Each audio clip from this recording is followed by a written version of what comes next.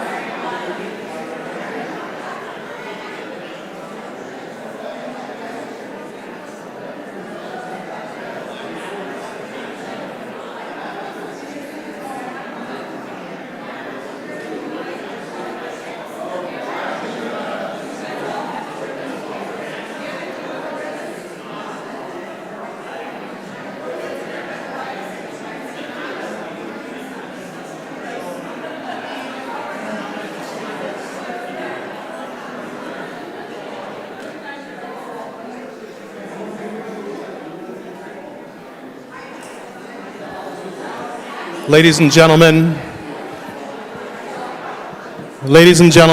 if you'll please take your seats.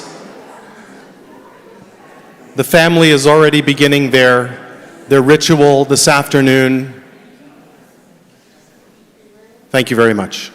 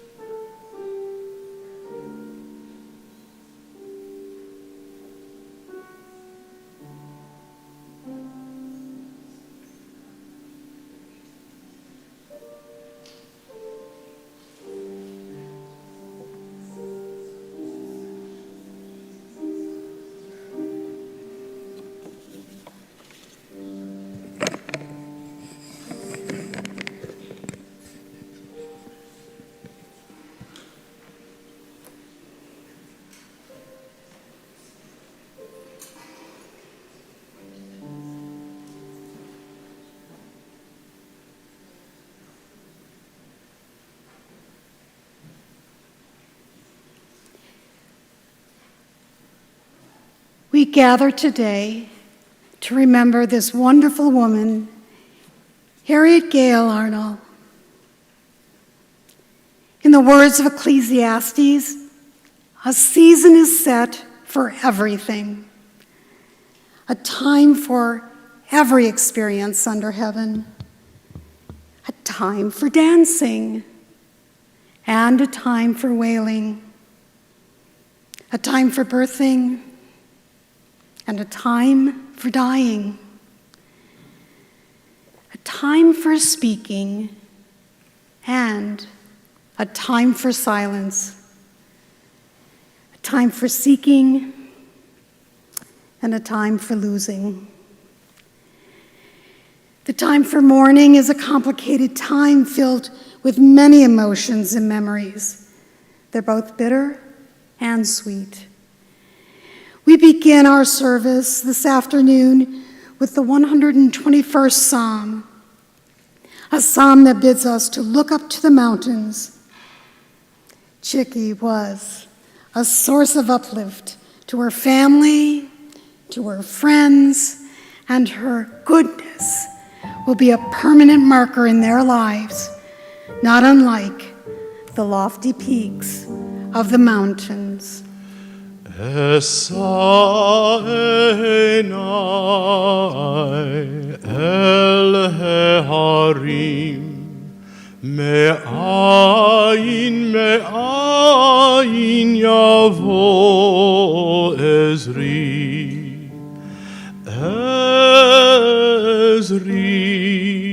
מעם אדוני עושה שמיים וארץ.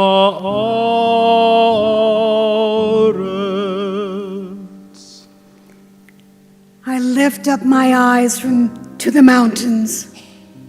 What is the source of my help? My help will come from Adonai, maker of heaven and earth. Al yitain lamot raglecha, al yanum shomerecha.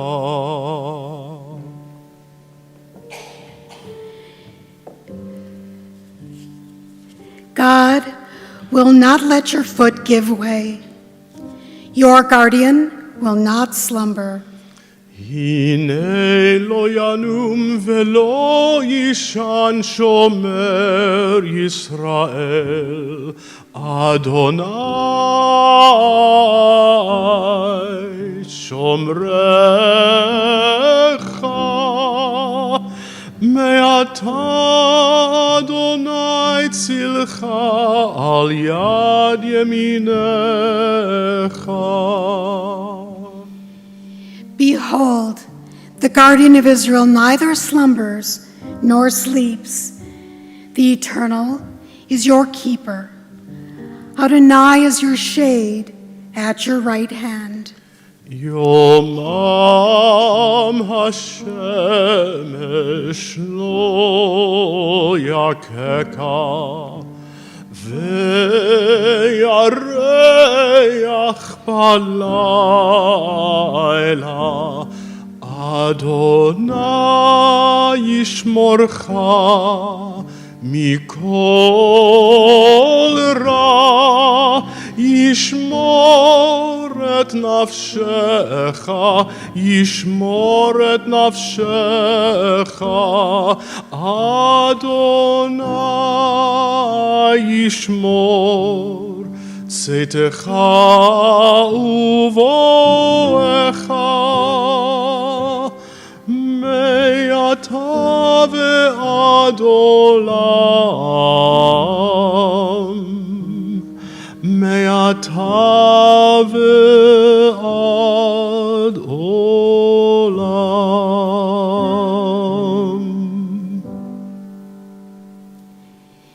The sun shall not harm you by day, nor the moon by night. God will guard you from all harm. God will protect your being. Mourning is the price we pay for having the courage to love others.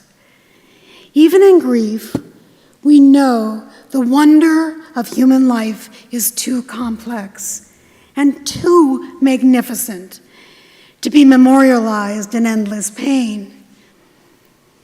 The gifts of spirit our loved ones gave us cannot be measured or weighed, nor can they be lost or even tarnished by time.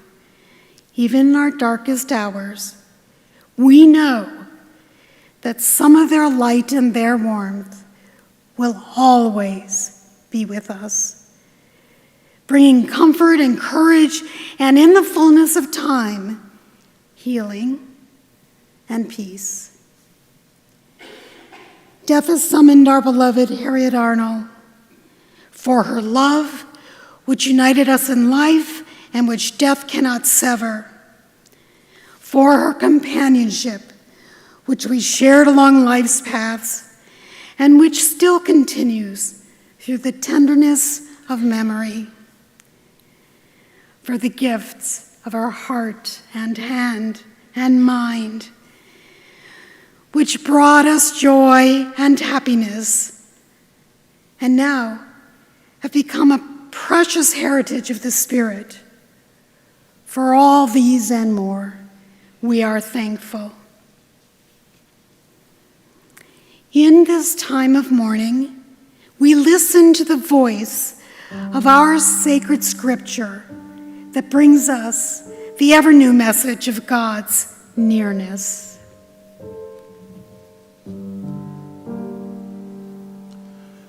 The Lord is my shepherd, I shall not want. He maketh me to lie down in green pastures. He leadeth me beside the still waters. God restores my soul. God guideth me in the paths of righteousness for God's name's sake. Yea, though I walk through the valley of the shadow of death, I will fear no evil, for thou art with me. Thy rod and thy staff, they will comfort me. Thou preparest a table before me in the presence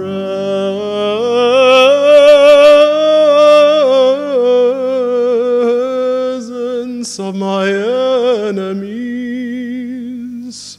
Thou hast anointed my head with oil, my cup runneth over. Surely goodness and mercy shall follow me all the days of my life, and I shall dwell in the house of God forevermore.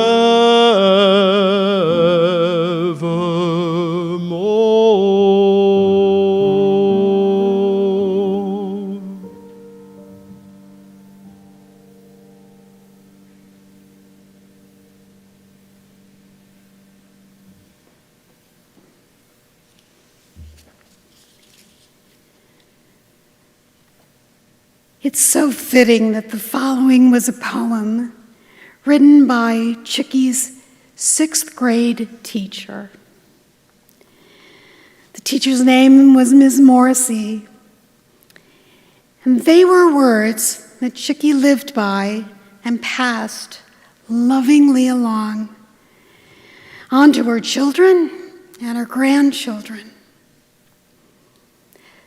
Bite off more than you can chew, then chew it.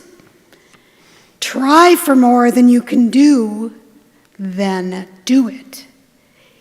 Hitch your wagon to a star, climb on top, and there you are. This, I think, is a perfect segue for those from the family who will now come and share their remembrances. And so I will be inviting Tom and Jeff, her stepsons, all the grandkids together, Mark, and the 4 daughters, in that order, to come and share their love.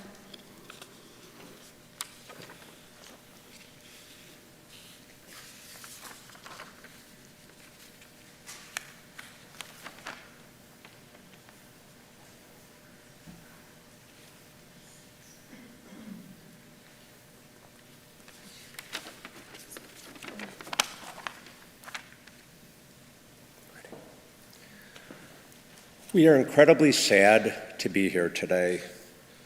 We just never imagined that we would ever be at Chickie's funeral. We don't know why. Maybe because we always thought she would be around as our stepmom and a part of our lives and the lives of our wives and our kids. To welcome our great-grandchildren into her family. Someone to continue to talk to regularly share our thoughts and our lives, what's going on, to hear about what's going on with her kids and her grandkids. She loved to talk about her family. What we remember most, she made our dad happy. She fulfilled him, was his best friend and his companion in life. He loved her. Most importantly, she loved him back, and together they were a great couple.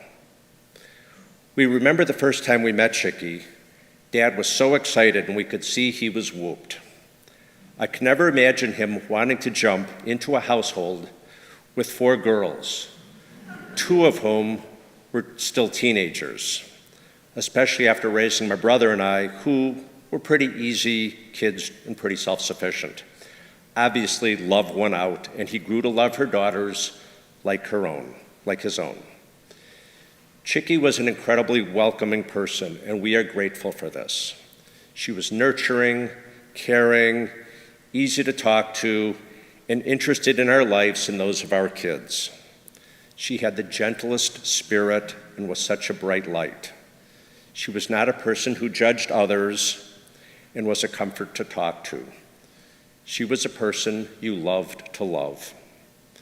I can't say what is normal in a situation like ours where our dad, her husband, passed away over 9 years ago, but Tom and I and our families continued to love her, to treat her as our stepmom and grandmother to our kids, and an important part of our lives. We never lost touch, not us, our spouses, or our kids. We loved talking with her. She even got to meet her first great-granddaughter during the middle of COVID. She was so excited to meet Noah, now 2.5.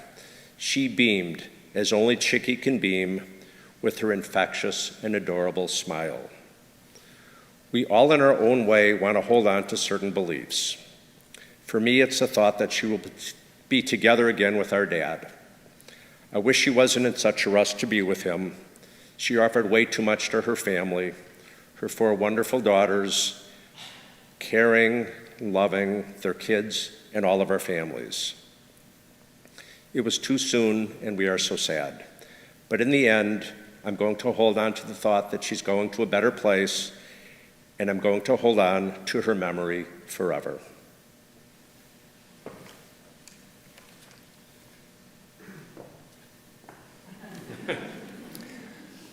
So one of the things that I'll always remember most about Chicky is taking from her how she lived her life and what a great example she set for everybody.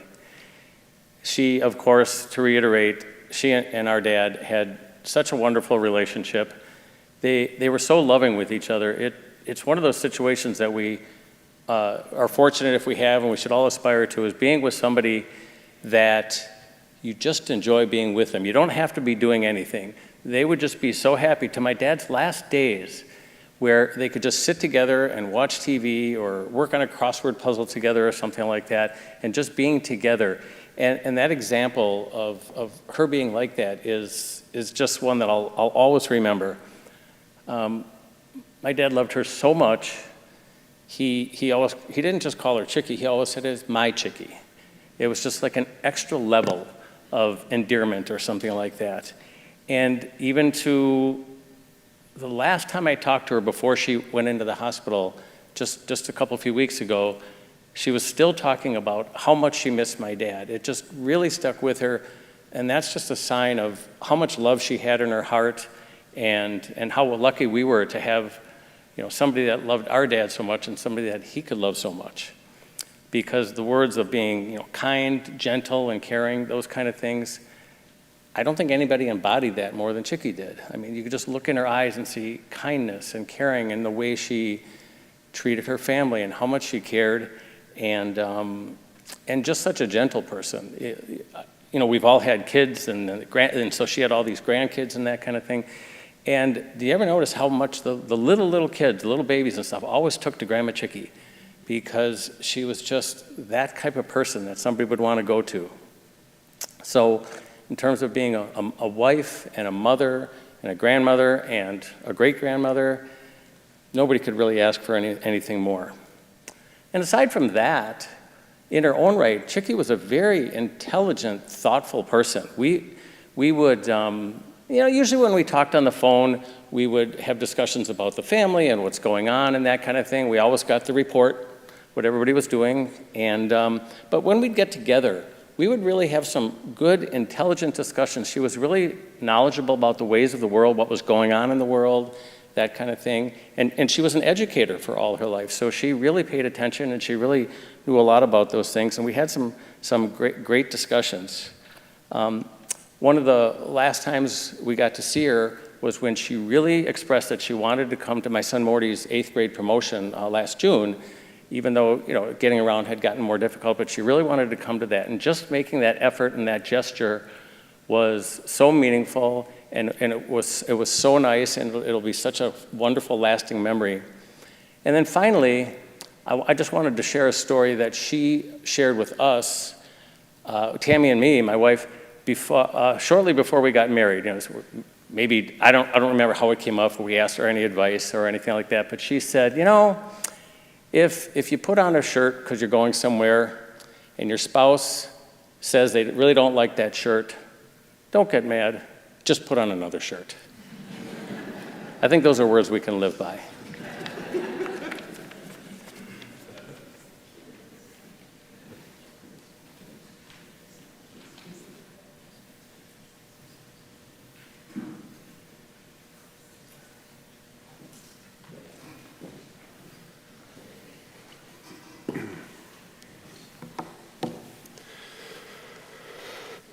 Grandma Chickie, GC, the one and only. One of the nicest people, grandmothers, mothers, sisters, and friends that any of us has ever met. She will be missed dearly by us all, and we are all lucky to have known her. One of the best qualities I'll remember about her is her positivity. Whether or not she was personally stressed herself, which sometimes was too often, she shoved that all to the side for her grandkids on a consistent basis. She consistently set a great example for us and genuinely wanted to know about all of our lives and was our number one fan in all facets. And that was a theme. Whether it was our football games, tennis matches, dance recitals, or just simply making sure we were happy and healthy, Grandma Chickie was always in our corner. She may not have been the center of attention, but she didn't want or need it. Anything I could do to make her smile and kvel was well worth it in my eyes. As her first grandchild, making her a grandma was one of my proudest moments, even though I obviously don't remember it. I just know that she was not only physically present as our number one fans, but all of our number one fans, no matter what we were going through at any given time. That's what made her such a great school teacher as well. And I got the privilege of visiting her class a couple times when I was younger. She let the kids have their fun to an extent, but she also made sure they knew how to work hard and how to have good values as a person. And that unique smile and laugh that she had will live with us all forever. It's comforting to know that she is reunited with her Papa Marv. We will always love and remember you, Grandma Chickie, and smile when we do.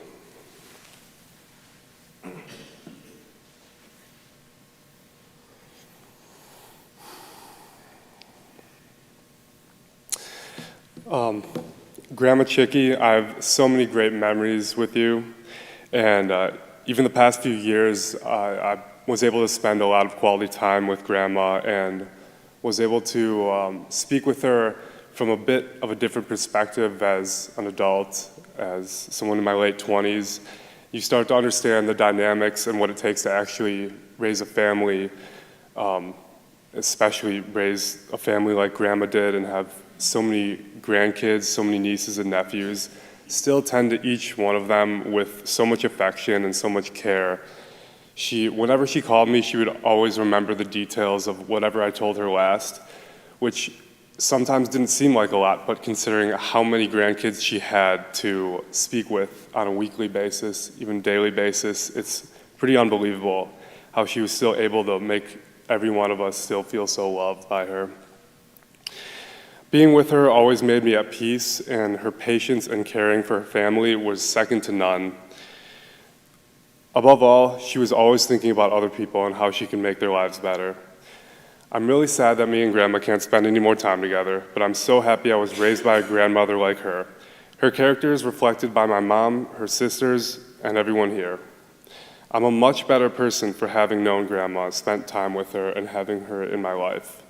I'll always remember the great memories we had, and about less than a year ago, me and Grandma had a nice talk. She explained her whole life story to me, which I never knew Grandma explaining her life story to me would make me so excited, but her story was really incredible, and she really comes from a place of love and a place of close family and tradition, all things that I respect and that I hope to manifest myself. I love Grandma so much, and I'm happy I had her in my life.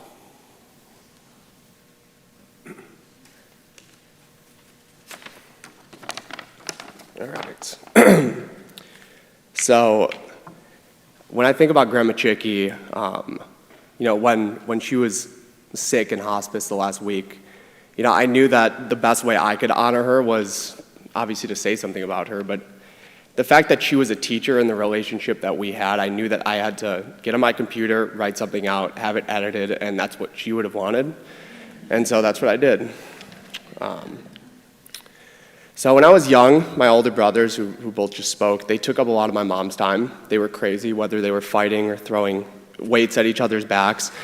So luckily for me, that meant that I got a little bit of extra time with Grandma Chicky, and she was something of a second mom to me as I was growing up.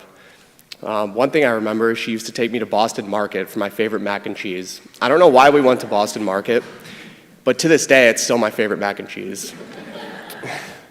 So we would sit on the counter, and I don't know if this is still there, but the Boston Market that's on Brown Deer Road, we would sit at the counter, and we would sit there for hours and just look at the trucks go by. And I didn't even know if I loved trucks, but just sitting there with Grandma Chicky, and she would teach me about all the trucks, and that one's taking this somewhere, and that one's taking something else. And just sitting there with her just meant so much to me. In our old neighborhood, she had a pond in the back, and I'm sure some of you remember that. And we would kind of walk around the pond, in the afternoon and point out the different birds. And I was telling Aunt Marcy the other day, she would point out the different geese. And I remember one time she was telling me the story about how one of the geese that were there attacked Aunt Marcy back in the day. But that just showed me how much she appreciated the world around her, and she really kind of instilled that in me. On my 6th birthday, she took me to Doctor's Park, and I always remember this because we went down to the beach, and we both picked out a rock together. We painted it gold, and it sat at my bedroom desk for the next 20 years. And Mom, I need to grab that and bring it back to my apartment. And so more than anyone else, she taught me to appreciate the little things in life, and that's just one thing that I'll always carry with me. What left an even greater impact on me was how Grandma always saw the positive in everything. And I talked about this a little bit the other day, but less than a year, I think, after Papa Marv passed away, her house burned down, her house in Milwaukee. And never in my life have I ever seen someone in such a stressful situation act so calm. And it wasn't about her house. She wasn't worried about her things. All she was worried about was that everyone was okay. And all she did all day was just, she was consoling. I remember, I think Stephen and Sarah were in the house with her, and all she was worried about was everyone okay. And that kind of spoke to me. And even as her health declined and she could no longer hold her head up straight, all it did was make her appreciate the little things she did have even more. She would come and just sit with me, and just the fact that she could have a recliner chair, one of those chairs that leans back and you're able to look up, and then she could finally see me. And just the smile on her face when she could look up and she didn't have to bend her head back, and she could just look at me and talk to me, that meant so much to her. Her outlook on life was contagious, teaching me to appreciate the things I had and to live each day to the fullest. She truly did make an impact on everyone she met, and I'm so proud to be her grandson. Grandma, I love you so much.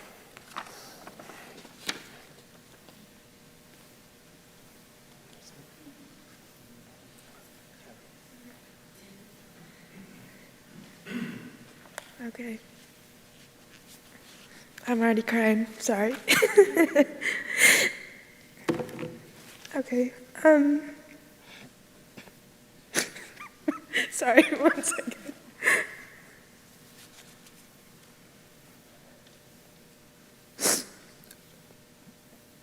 Okay,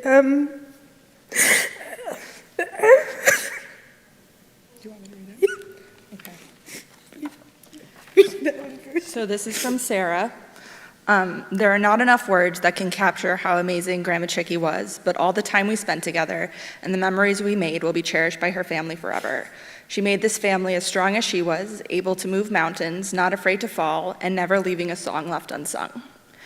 I promise to value and care for the family she blessed us with, who I wish I could be with during this time. However, I know she would want me to enjoy this opportunity to the fullest, as she taught me to savor every single moment. I know that wherever I am, she will be with me and bring me home to them. She always told me how proud of me she was, and her love was truly unconditional. I promise to keep making her proud as I carry her love with me. Grandma was the sunlight reminding us all to grow, and never failed to turn rain into rainbows. Thank you for helping me grow and shine like the sun. I'll love you, Grandma Chicky, forever and always. Okay. I talked to Sarah before this, and she wanted me to say what a list of things that remind us of Grandma. And so, chocolate chip pancakes, her daily crossword, swimming at her pool, the Mamma Mia on Broadway soundtrack. Sorry. We listened to that every single day. Playing the piano with her cold hands, listening to her sing a song about anything, watching her favorite movies like Tootsie, Fiddler on the Roof, Annie Shirley Temple, and Lassie, fighting over the stool in her old kitchen, her falling asleep in the den, Old Maid, Culver's, the gas shortage is 73, and the horror movie we made with her when we were younger. Death is a cruel reminder to live every day to its fullest and to tell those closest to you that you love them. And I don't think there was a day that went by where Grandma didn't follow that message. She was always a beam of light in any room, and she always gave unconditional love to whomever she met. She taught us resilience, to be proud of ourselves and others, and to cherish family. We're so thankful to have spent most of our childhoods and almost every summer with her at Camp Grandma. She made every day an adventure with arts and crafts, dress-up and games, movies, and hours spent at the pool, and sometimes just playing on the old playground next to her condo. It feels surreal that Grandma's no longer here and able to spread her kindness and love to those around her. No matter what, though, we will always remember her continuous support in whatever we did, like Josh mentioned before, because she never stopped believing in us. We'll love you forever, Grandma, and you'll always be in our hearts.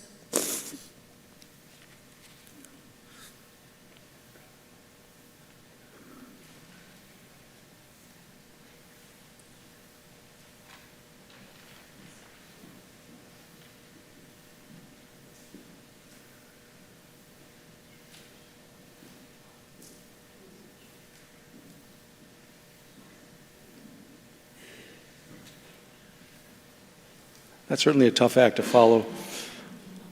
I think that Grandma's looking down on all of her grandchildren right now and quelling, as Josh would say. I just want to give a quick little perspective of Grandma Chicky that was my perspective. And in 1974, when I was 10 years old, the Zimmerman family moved to Wisconsin from California. And we had a wonderful thing, a wonderful tradition in my family, and which was all of my parents' good friends, whether they were family or not, were all called uncle and aunt. And it was a really nice way that you didn't have to call somebody by their uncomfortable first name, and you didn't have to call somebody by their uncomfortable Mr. or Mrs. So all of their close friends we called aunt and uncle, and it was a blessing that they gave to their kids. And to this day, I see Uncle Ken right there, and Uncle Joel, who's a cousin, once removed. But it was a wonderful gift. And so what this meant was one of my parents' good friends were the Zimmermans, and Chicky was Aunt Chicky, like she still has been to my kids.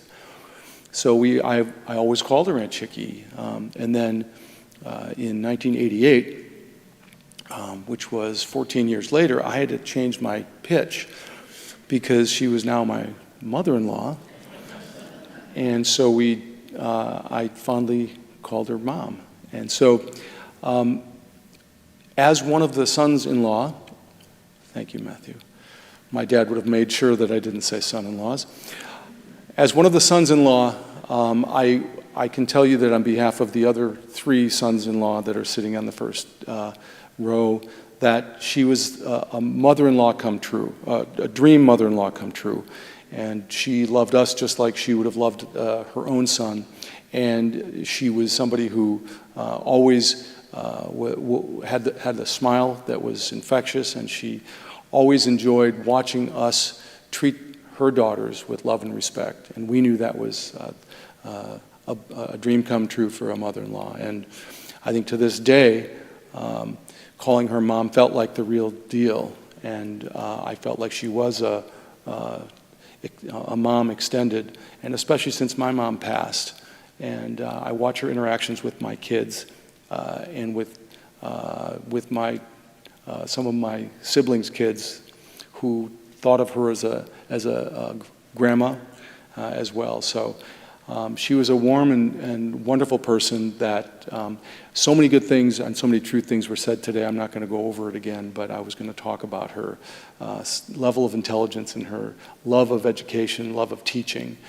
And when I became interested in an organization called Operation Dream here in Milwaukee that works with largely inner city teens and adolescents and sometimes younger children, she took an immediate liking to it. And she came to all the events and all the outings that we would have for these kids and watch them try to go water skiing for the first time and watch them try to do other things. And she, like a magnet, she was right on that, and she just loved that. So always rooting for the underdog, always rooting for the child or the person left out, always rooting for goodness and kindness in the world. And I think the world is a better place for having had Grandma Chicky in it.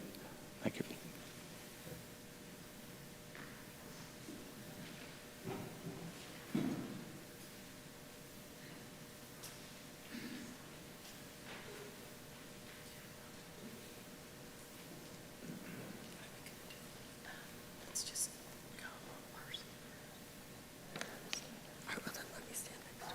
These are life lessons from Chicky. There were a lot, so we'll try and say it quickly.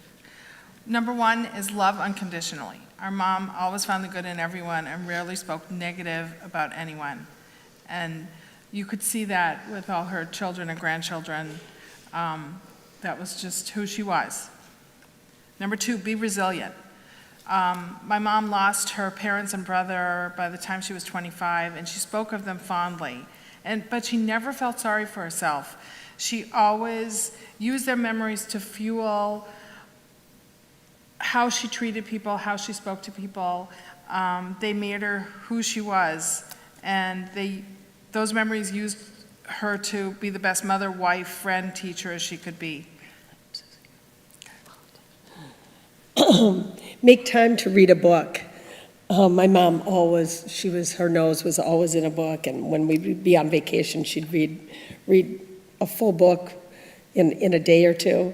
She loved reading, and she loved to teach us. So we used to, in the past years, when we would call and we'd be busy with our day, and she'd be telling, "What are you doing, Mom?" "Oh, I read this book, and you have to let me tell you the story about it." And then she'd tell me, and I'd be like, "Mom, I gotta go. I'll read that book. Just save it for me. I'll read it for you." So she always read a book. Make time for the people that you love. There's not much to say about that, but that was so important to her. She was always making time. No matter what she was doing, she was would drop it for whoever was coming over and whoever would call and taking time for those you love. Be able to be an independent woman. Being one of the few UW female graduates in 1958, she was proud of having a profession and being able to contribute to the household and eventually take care of herself when her parents divorced. Each one of us has. For me, she encouraged me to be a nurse, and I didn't know I wanted to be a nurse until she said, well, you should be a nurse. I said, okay.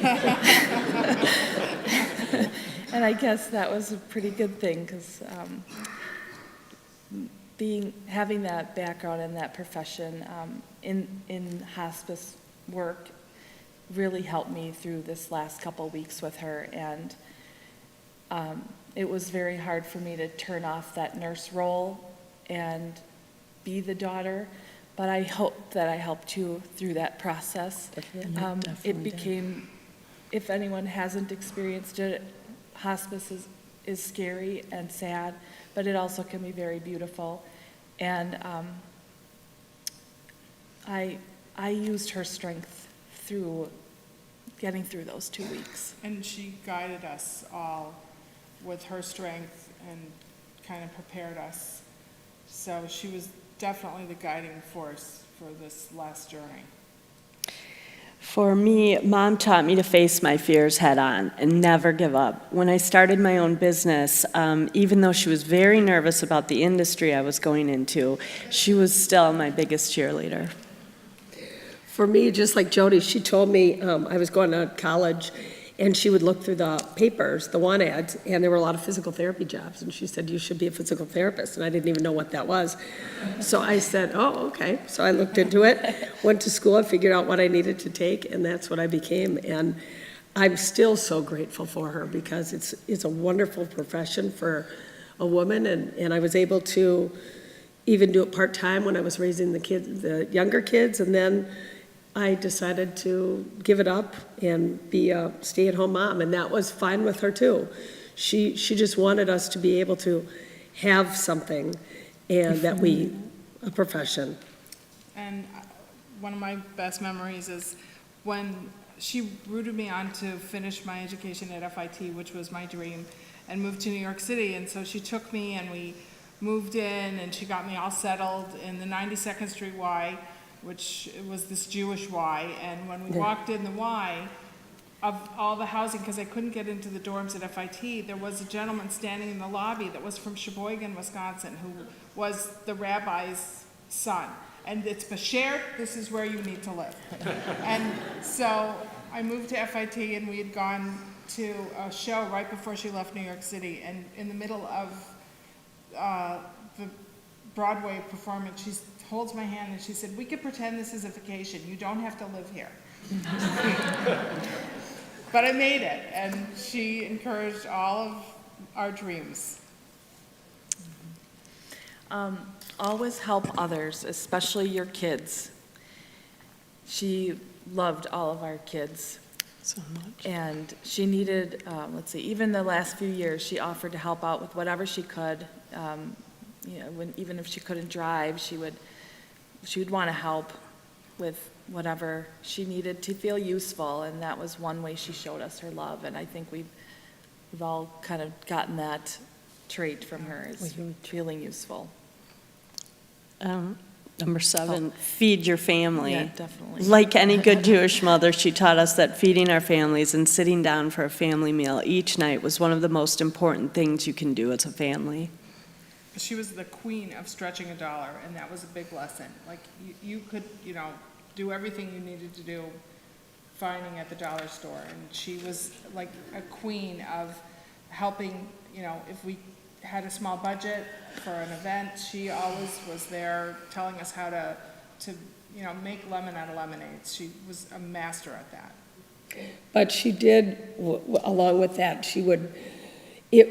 this was probably one of our biggest frustrations, is you would go shopping with her, and it would take her hours and days to decide if she should buy something, if it was just a sweater. And then in the end, she'd end up taking it back. So we would Always. And we would always say, Mom, just buy it for yourself. You can afford it. You Yeah. just enjoy it. You needed that. So she was always trying to stretch a dollar. Next, travel and see the world. So Hannah was reading from Sarah. Sarah's now in Julie's Spain. daughter, and she's in Spain, and she can't be here. And so our mom would be so happy that she's there She definitely traveling. wanted her to go.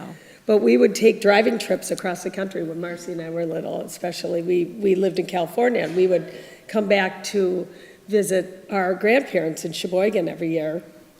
And a lot of those trips would be driving trips.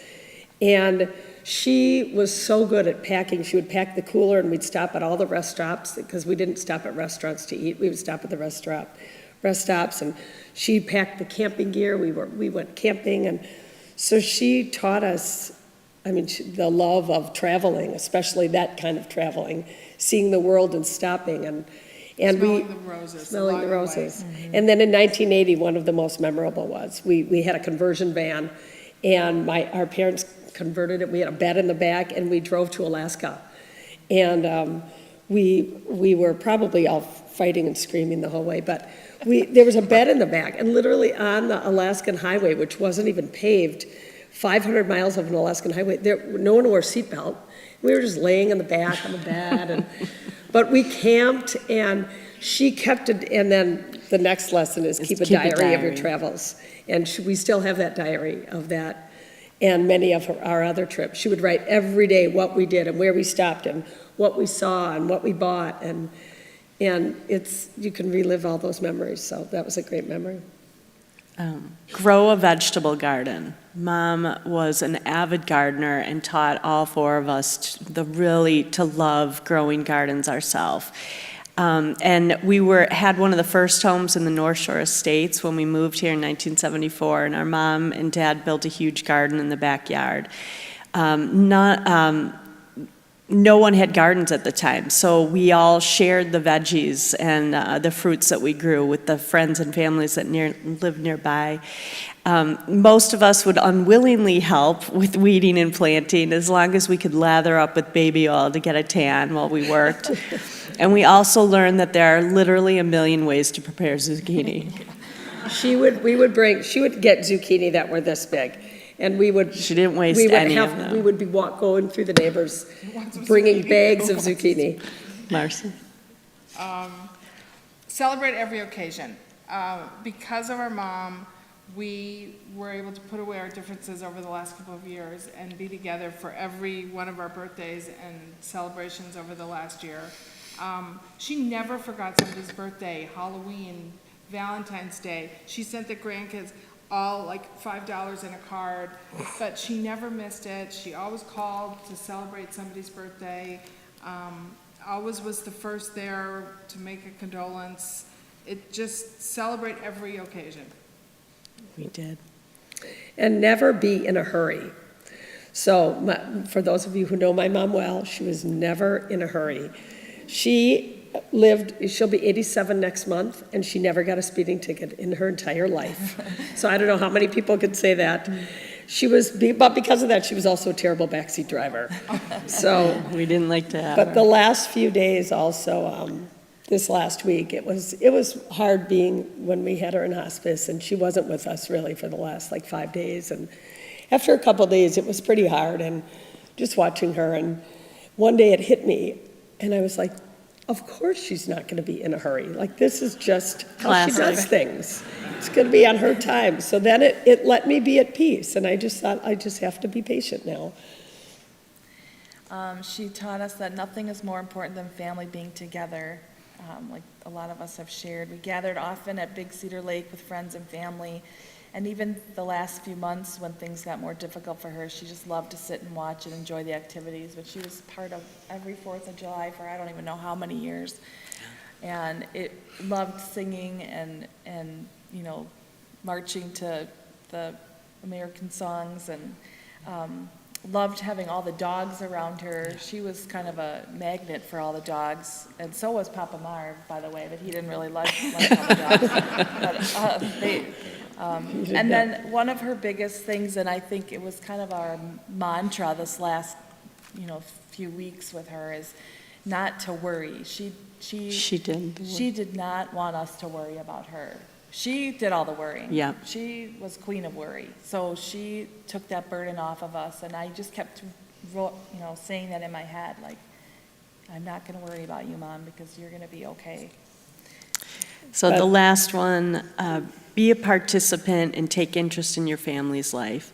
She always loved being there for us, helping with the kids, helping us set up for a family celebration, baking and cooking for us, going to all of the sporting and theater events for the grandkids, volunteering at our kids' schools, overnights with the grandkids at Camp Grandma Chickies. Mom, we love you. Yeah, she was, overall, Mark had said something, or Tom, my brother-in-law, who is a man of few words, but when he talks, they matter. He said, after listening and talking to the rabbi, and we were all talking about Grandma Chickie and what she means to us as a mother and a grandmother, and he's like, if you really sat here, you wouldn't have believed that these words were who she was. But this is who she was. And we were all so blessed to have her in any way, shape, or form. We're just really, truly blessed. Thank you. We love you, Mom.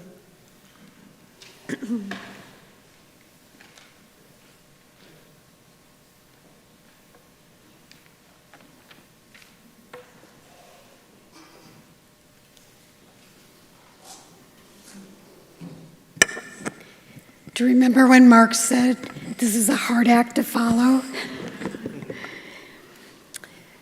It is my privilege now to share the rabbi's words, who was obviously very sad not to be able to be with all of you.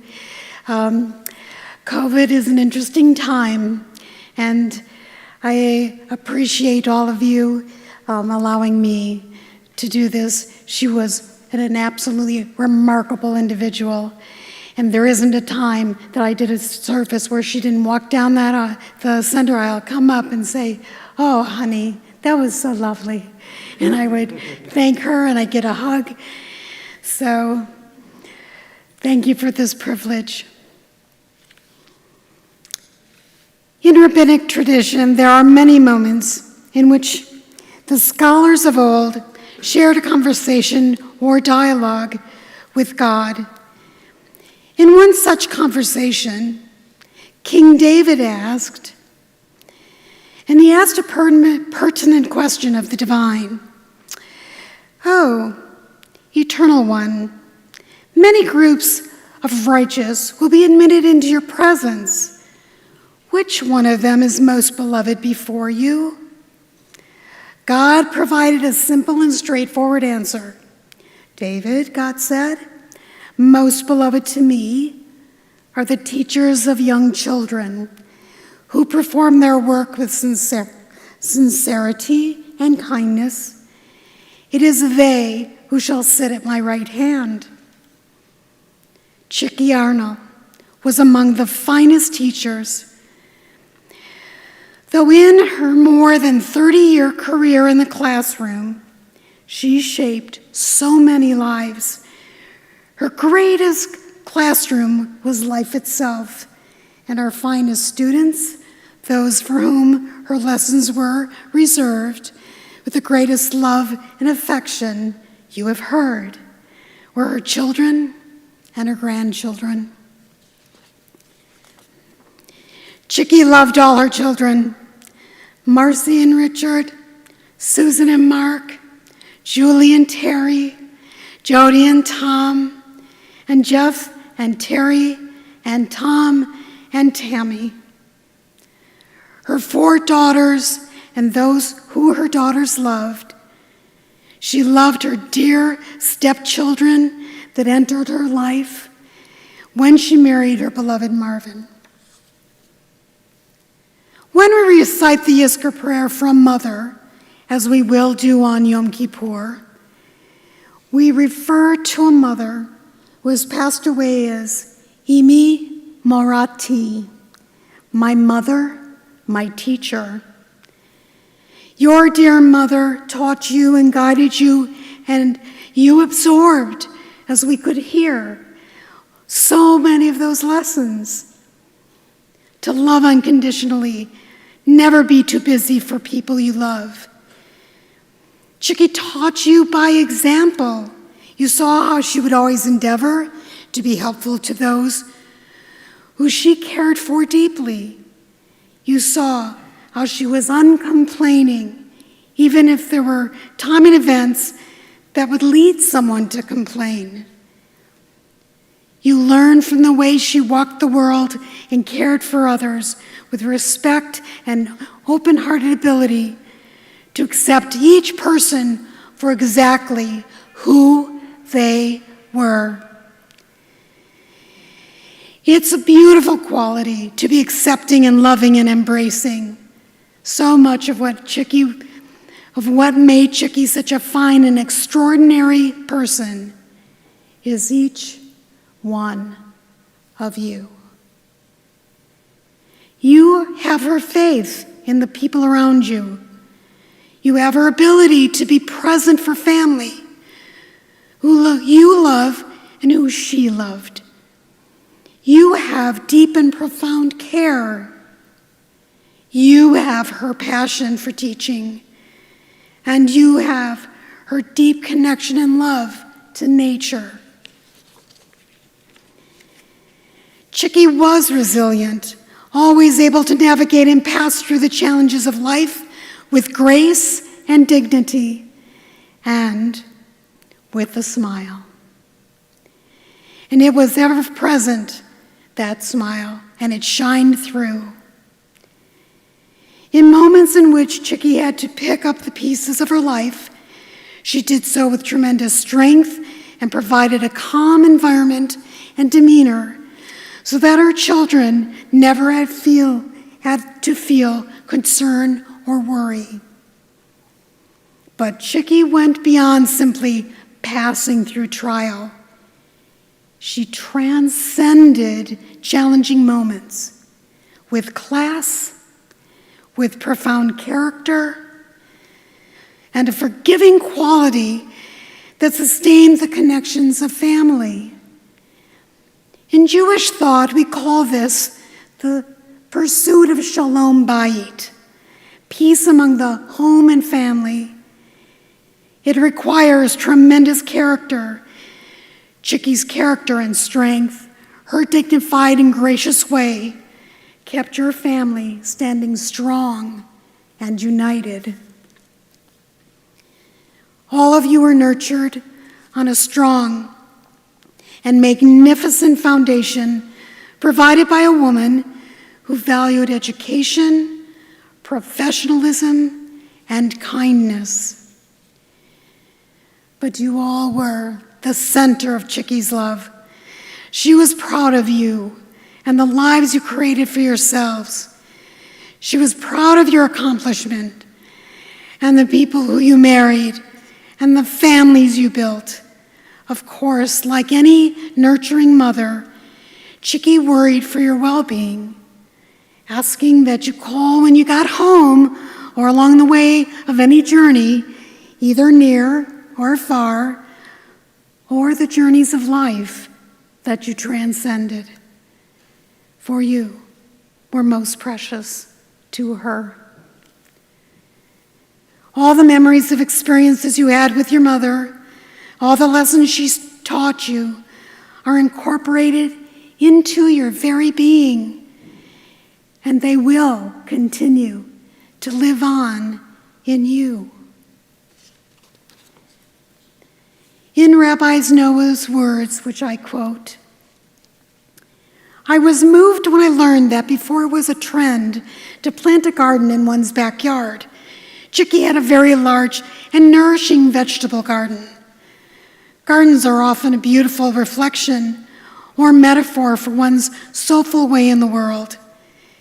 In Chickie's life, I imagine that the plantings and the bountiful harvests are a reflection of her legacy.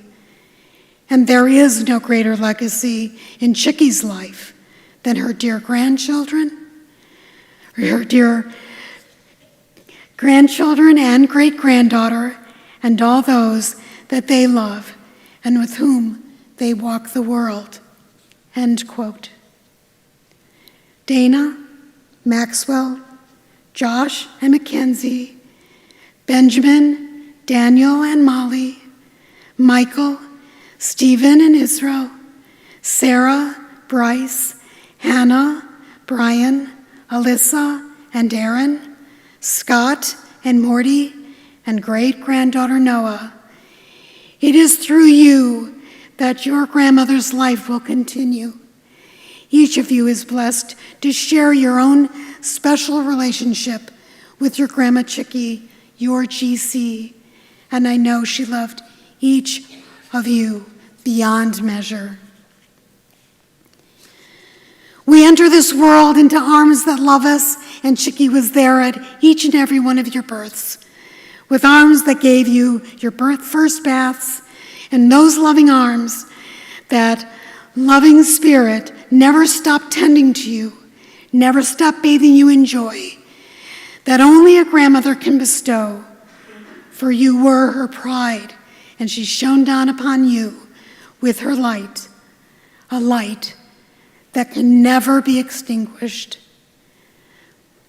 With her soft-spoken ways, she would provide a word and a thought that had deep meaning, that would carry profound weight in your hearts and minds. The love that she bestowed upon you was mirrored in the deep and refreshing pool at her home that you would dive into and play. Camp Grandma was always a place of refuge, shelter, and warmth. Chickie was your greatest cheerleader, and whether it was football, state championships, recitals, theatrical performances, or teaching you the basics of the piano, Chickie would always be there with a shining smile, a smile that let you know she was bursting with pride. Even your friends knew and loved Grandma Chickie. With the same teacher skills, Chickie would set about teaching you about life. At the Milwaukee Public Museum, with the butterflies landing upon you and soaring away. At the Milwaukee Art Museum, teaching you to see and appreciate the beauty of human expression. With the camping trips, where you saw this maternal figure set up and organize, camp, and experience the way of the natural world. Or even calling you over to watch the shape of the raindrops on a window on a rainy day. Chickie was teaching you the lessons of life that enrich the spirit.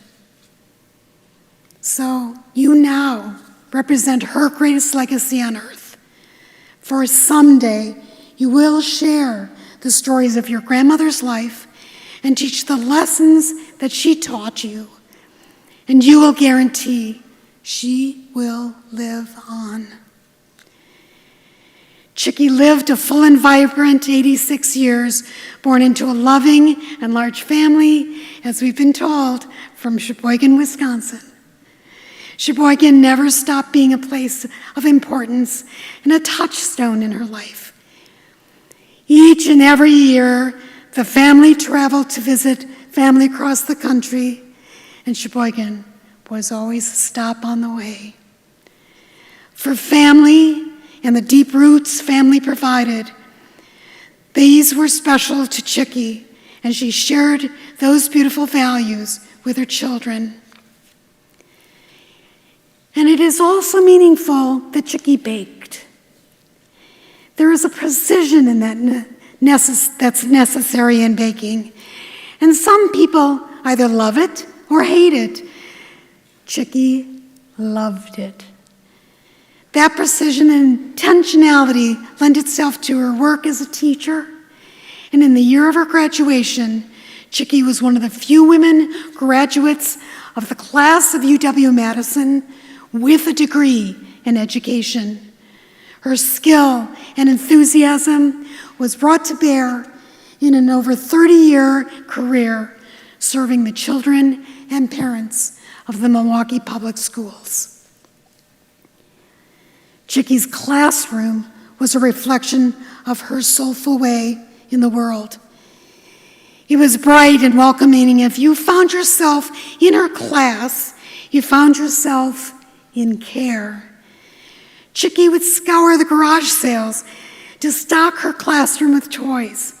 Some of her children, her students, would come from homes in which the home had too little to nourish the souls, and sadly, too little of the love and care they needed. Chickie was there to supply her students with warm clothes to get them through the winter, and warm hugs if embraces were lacking.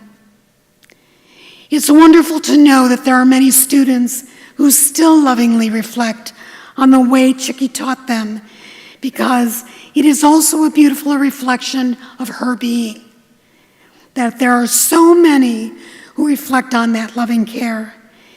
These are profound ways that Chickie taught in the classroom of life. The most important lesson, that love can spring eternal.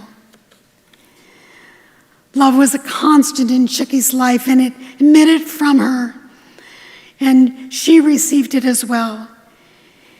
She found love in her beloved husband Marvin, of blessed memory, and Marvin's children that became part of her life. Marvin and Chickie spent 26 years in a relationship that was indicative of what is truly beautiful in marriage. Marv lifted Chickie up with such reverential love, and Chickie held Marv close with loving devotion. It was a marriage filled with respect and kindness. It was a marriage that embraced children and grandchildren and brought together to create a beautiful, caring family. The affection and kindness of Marvin's children continued to show. Calling Chickie weekly was a beautiful reflection of how steadfast and meaningful they all held each other in their hearts. Chickie was a person of fineness. She was non-judgmental, genuine, and pure in her happiness for those she cared deeply for. She found meaning in her community and bestowed the traditions of her Jewish people in the generations that followed her. She sought out culture and passed its joys on to others in a way that only a master teacher can. She did it as well as a mother and a grandmother and a devoted friend. All of you here today will feel the void Chickie's passing leaves in our lives. But she will never truly be gone.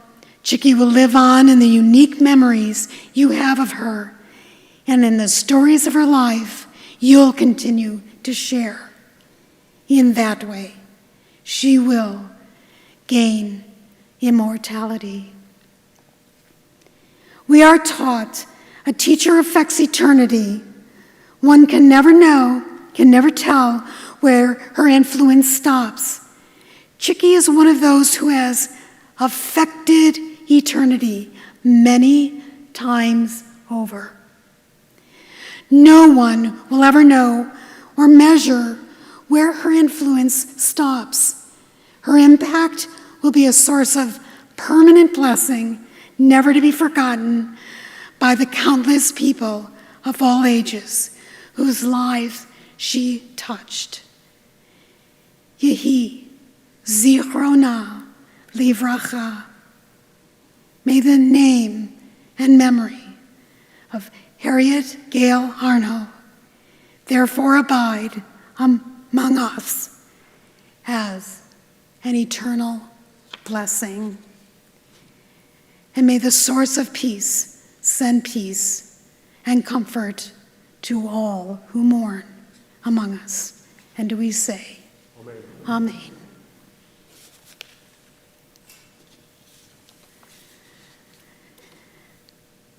Adonai Natan, Adonai V'Adonai lakach, Yehi Shem Adonai mevorach. God has given, God has taken away. Blessed be the name of God. Please take a moment of silence as we remember Chicky.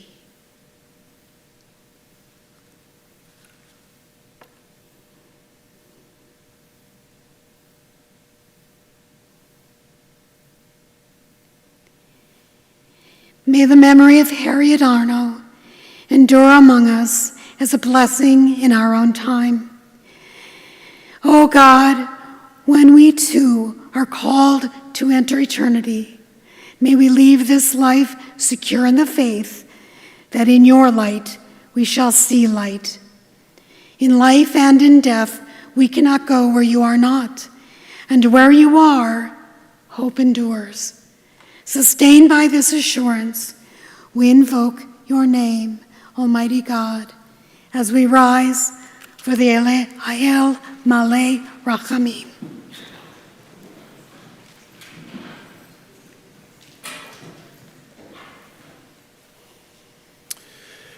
El Malay Rachamim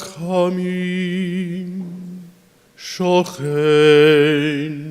Bamromim Hametzei Menucha Nechona Tachat Kanfei Hashchina Im Kedoshim Utehorim Kizohar Harakia Mazhirim Et Nishmat Hinda Gittel Bad Meir Vesara Shehalecha Leolama Baal harachamim yastireha besete knafav leolamim v'yitzror bitzror hachayim et nishmata Adonai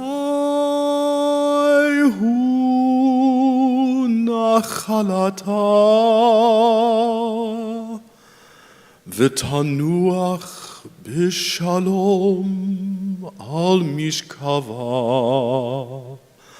v'nomar Amen.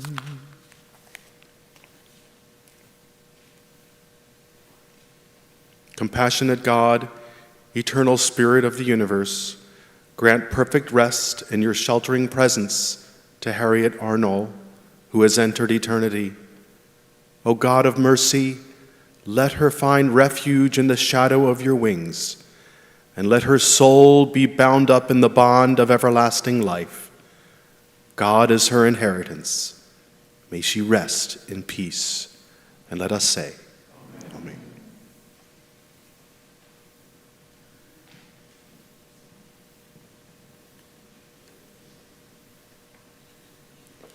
Friends, services will continue at Mount Zion Cemetery. We will not be going in a funeral procession.